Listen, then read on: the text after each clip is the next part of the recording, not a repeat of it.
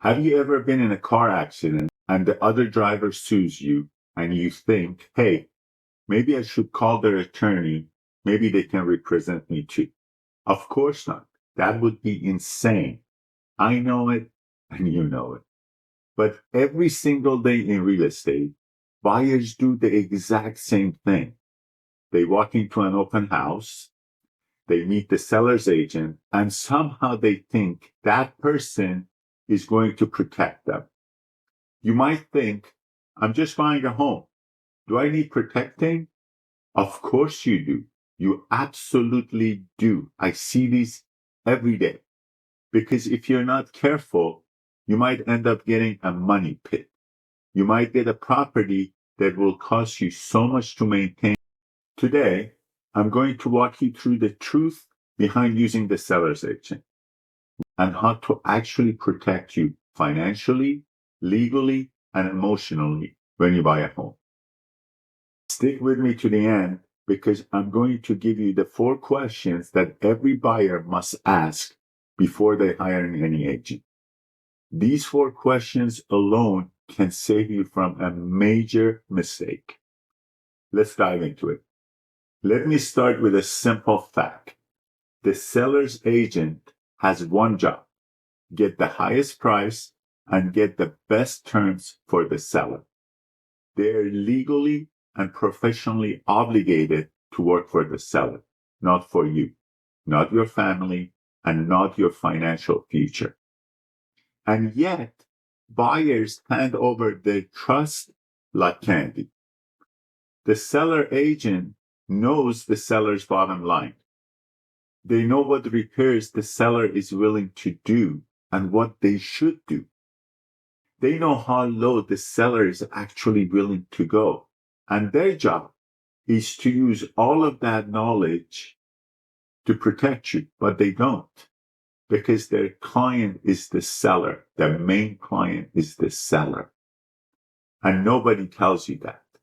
Nobody explains this part of the dual agency to you.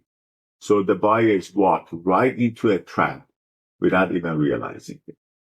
Let me tell you exactly where buyers lose money. Let me give you some examples.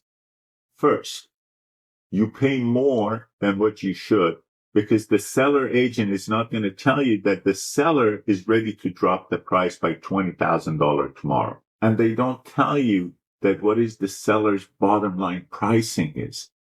Why would they? Why should they? Their job, as I told you, is to get the highest price for the seller. Second, they waive protections that they're there to protect you.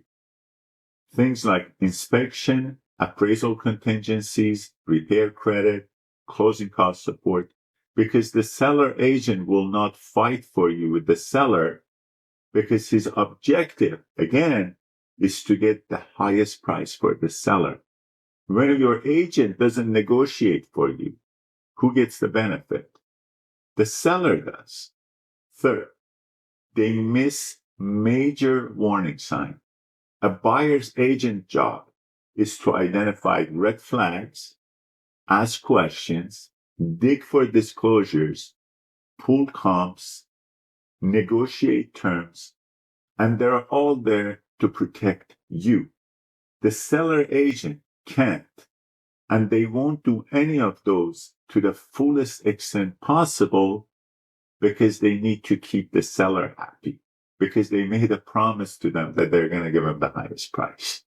And the highest price for them doesn't mean the lowest price for you. Now let's talk about dual agency, one of the most misunderstood concepts in real estate. A lot of people hear dual agency and they think, oh, wow, one agent for both sides. That sounds efficient. That saves us money. Well, let me translate the dual agency for you. Let me tell you what it means. It means that nobody's representing you. Everyone naturally gravitates and supports the person who's paying for the services. It's just the human nature. It's like going to the court and both sides are using the same attorney. This is not the win. This is a recipe for disaster. And guess what? Most problems in real estate happen after the deal closes. That's when the buyers learn what they should have done earlier. Let me share with you a real example and what actually happens all the time in real estate. A buyer walks in an open house, falls in love, talks to the seller agents, feels comfortable with them, and asks them to represent them too. They make an offer. The agent says, don't worry, I will walk you through everything. Here's what actually happened. The buyer paid $50,000 more than necessary. They waived inspection. They didn't negotiate repairs.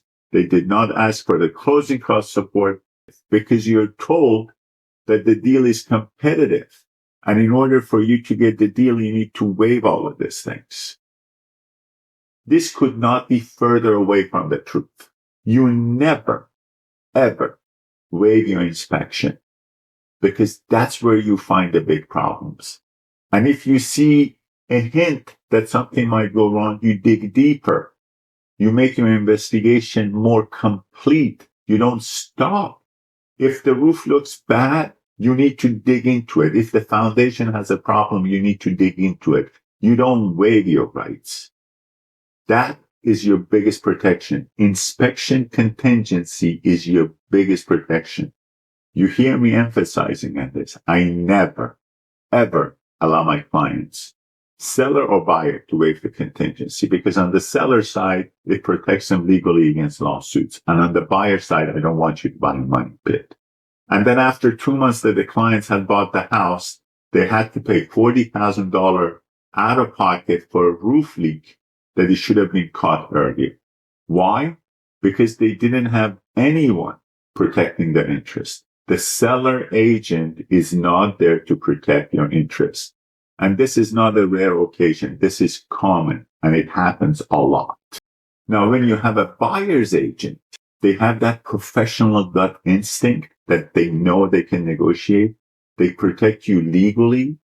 They fight for credits and they fight for repairs. They evaluate the disclosures. They read between the lines. They identify problems in the disclosures. And they know when the seller is bluffing. And they know when the seller is desperate to sell. That comes with the expertise of being a buyer agent. And they keep you from making emotional, overbidding decisions to protect your wallet. They represent you, not the deal, not the seller. They represent you. And that is where buyers save the most money. Now, let me talk about the 4 questions I told you. Before you hire any agent, even me, ask the 4 questions.